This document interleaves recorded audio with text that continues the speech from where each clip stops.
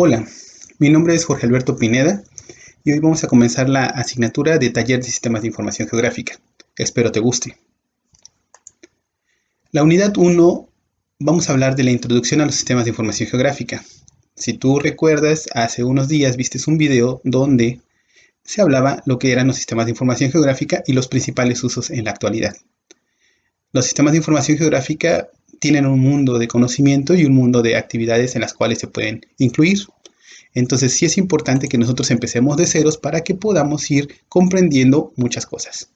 Por lo tanto, en la unidad 1 vamos a ver los conceptos básicos de la topografía y la orografía, los sistemas de información geográfica, que también se le conocen como SIG o GIS en inglés, la evolución histórica, la arquitectura, la percepción remota, los tipos de datos geográficos, la representación de los datos geográficos, los objetivos e importancia de los sistemas de información geográfica, el sistema de posicionamiento global o también comúnmente conocido como GPS, las aplicaciones, el manejo, la tecnología Bluetooth, la geoestadística, la geocodificación y el software para los sistemas de información geográfica. Cabe señalar que en este caso tenemos software libres y software de paga. ¿Cómo voy a evaluar yo la unidad? La unidad 1 será evaluada por un trabajo de investigación sobre los sistemas de información geográfica. Eso tendrá un valor de 50% y se va a considerar la portada, el formato, el vocabulario, la gramática y la ortografía, el contenido y también la introducción, el desarrollo y la conclusión. Otra de las formas en las cuales voy a evaluar es una evaluación escrita de todos los temas que se desarrollen en esta unidad y eso tendrá un valor de 30%. Y por último, los apuntes de la unidad 1. Los apuntes deben de constar de los videos que yo suba, ya sea grabados por mí o bien como material complementario, así como algunas otras consignas que yo vaya subiendo. Absolutamente todo debe de ir en tu libreta o bien en una hoja en Word, en una carpeta electrónica. Bueno, pues vamos a comenzar. Los conceptos generales. Empecemos por la topografía. La topografía es un conjunto de características que presenta la superficie o el relieve de un terreno. Ustedes quizás han escuchado mucho esta palabra de topografía. Viene de topos, que significa lugar, y grafía, que significa descripción. Por lo tanto, la topografía se puede también interpretar como la descripción de un lugar. Muchas veces hemos estado quizás en la playa y hemos visto los terrenos casi a nivel del mar o algunos relieves muy poco pronunciados. O bien hemos estado en el Cofre de Perote, en el Pico de Orizaba o en la Sierra del Totonga y podemos ver cómo hay cantiles y hay relieves sumamente abruptos.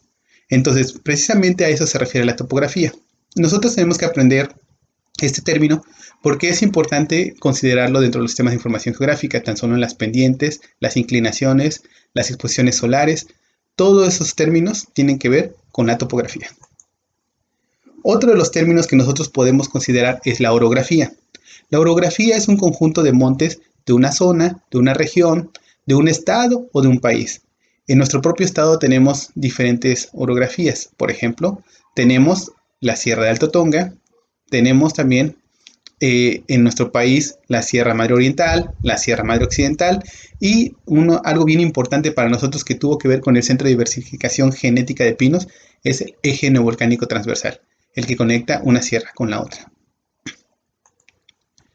Ahora bien, los sistemas de información geográfica podemos encontrar un sinfín de definiciones de los sistemas de información geográfica.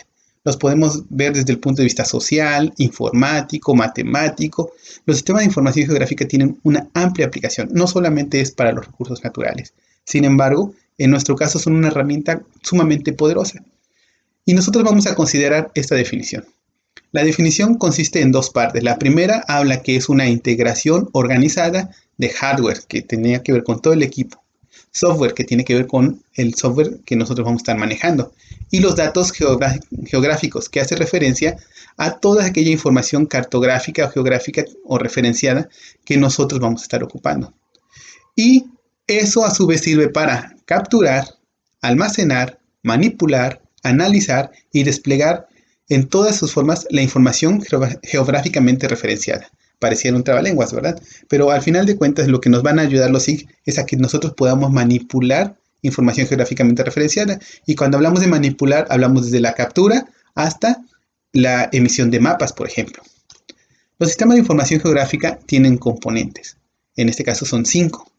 Estos componentes son, primero, los datos. Los datos hacen referencia a toda la información cartográfica, coordenadas, como ustedes ya lo habrán escuchado, tanto geográficas como coordenadas métricas, ¿no? Hablamos también, el otro componente número 2 es procedimientos. Son todos aquellos métodos que se van a ocupar para poder manipular esa información. Los recursos humanos, que es el tercer punto o el tercer componente, y hace referencia a las personas cuando están capacitadas para poder usar los sistemas de información geográfica.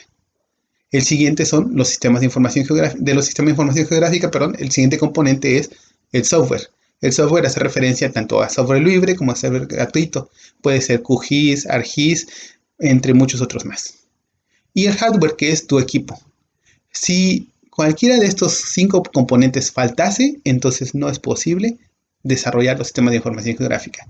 Podemos tener datos, podemos tener procedimientos, podemos tener computadora, podemos tener software, hay libres que podemos descargar de internet, pero si nosotros como recursos humanos no estamos capacitados, simple y sencillamente no se integran los sistemas de información geográfica.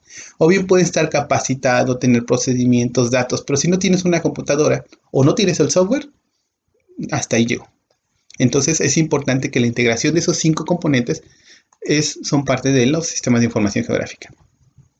Bueno, no podemos hablar de los sistemas de información geográfica sino antes hablar un poco de la historia. El término de sistema de información geográfica fue utilizado en los años 60 en Canadá y tuvo que ver con una necesidad que ellos tenían para administrar los bosques. Sin embargo, nos podemos remontar un poco más atrás. Podemos hablar de 1854, cuando el Dr. John Snow comparó la localización de muertos por cólera con la localización de pozos en Londres, Inglaterra. Él buscaba las relaciones y decía, bueno, aquí hay pozos infectados, ¿cuántos muertos hay? Aquí hay pozos donde no hay muertos, quiere decir que no están infectados.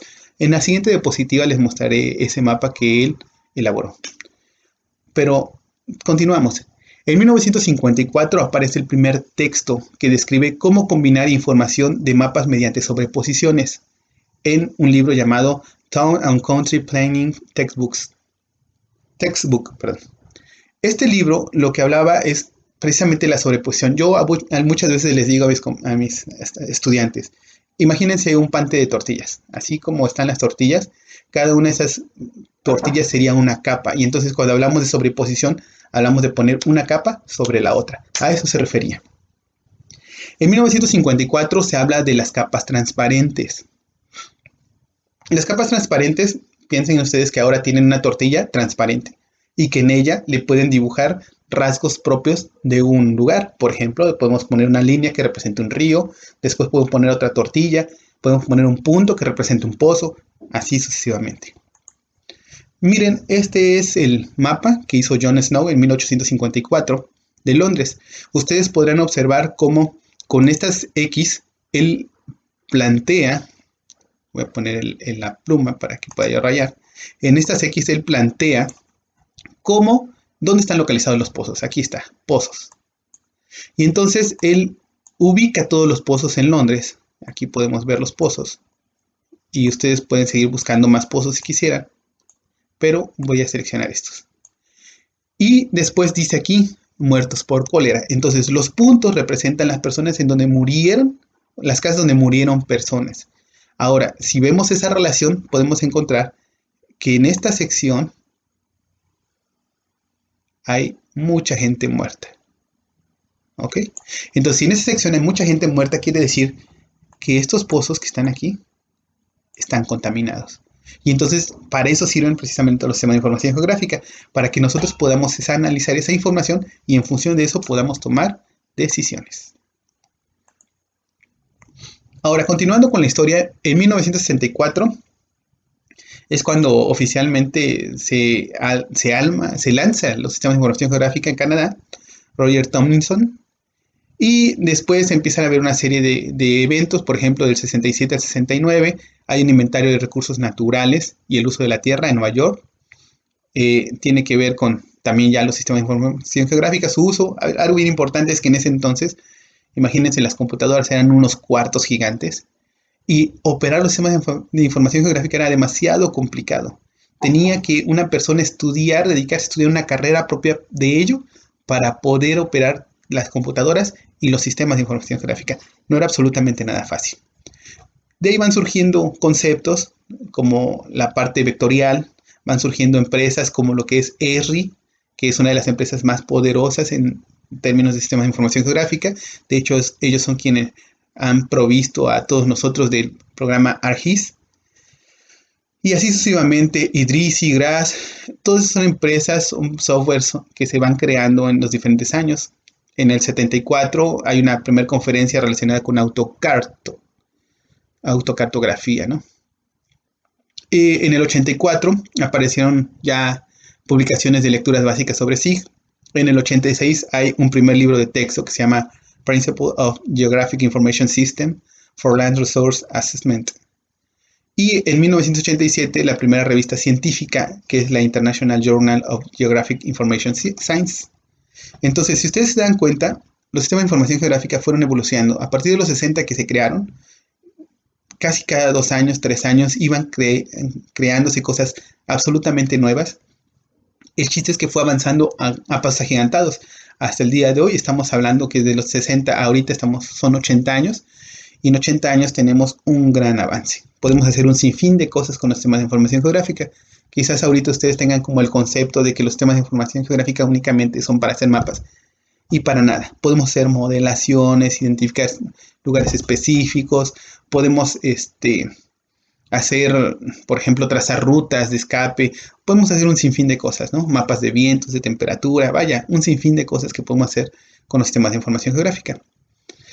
Por otro lado, tenemos el término de la percepción remota o teledetección. La percepción remota es un instrumento como bien interesante. De hecho, la geomática se compone de 3 elementos, lo que es los sistemas de información geográfica, la percepción remota y los sistemas de posicionamiento global o GPS. Esas herramientas o ciencias componen lo que es la geomática. Entonces, la percepción remota en este caso se define como la colección e interpretación de información acerca de objetos acopiada por instrumentos que no están o no estuvieron en contacto físico con el objeto de interés. Se basa fundamentalmente en el registro de ondas electromagnéticas reflejadas o emitidas por el objeto bajo observación. Y esas ondas electromagnéticas que son reflejadas se les conoce también como firmas espectrales. Miren, la percepción remota, así como estoy planteando ahorita la definición, se oye sumamente espantosa. Quizás grotesca, digas, no manches, ¿cómo me voy a aprender eso? Es muy sencillo. La percepción remota lo que busca es recopilar información a través de sensores y de la firma espectral de los objetos que están en la Tierra. Entonces, dentro de las palabras claves aquí, tenemos nosotros firma espectral. La firma espectral es muy importante dentro de la definición. Las herramientas en las cuales se basa la percepción remota es en la fotografía aérea, en imágenes satélite, en ópticas, radar. Entonces tenemos un sinfín. Ahorita lo van conociendo, ya más adelante ustedes podrán tener una mayor concepción de lo que es la percepción remota. Pero miren, esta imagen está muy padre.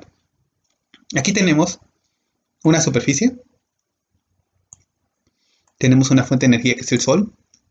El sol, ustedes saben que transmite luz, ondas de energía. Entonces, cada uno de esos objetos que están aquí van a absorber y van a emitir una firma espectral. Van a emitir una firma espectral en función de esa energía que ellos reciben. Que en función de su estructura, de su densidad, hay un sinfín de cosas. Lo importante de todo esto es que cada cosa tiene una firma espectral específica. Es como una huella digital. Entonces, lo que va a hacer el sensor va a recopilar toda esa información, absolutamente toda la información que irradie la Tierra y todos los objetos que estén sobre ella, todas las firmas espectrales, las va a recolectar el sensor. Después va a haber un sistema en tierra que va a recibirlo, eso se va a procesar y en automático nosotros podemos hacer una visualización de lo que es los objetos que agarramos. Para ello nosotros tenemos que haber recopilado firmas espectrales y muchas otras cosas más. Esto se los platico más o menos para que tengan un conocimiento, pero más adelante vamos a profundizar un poco más. De aquí es importante cuando hablamos de la firma espectral que nosotros hablemos del espectro electromagnético. Quizás ya han escuchado el espectro electromagnético, pero encontré un video que está fabuloso. Entonces se los voy a poner a continuación de este video para que ustedes puedan tener con mayor claridad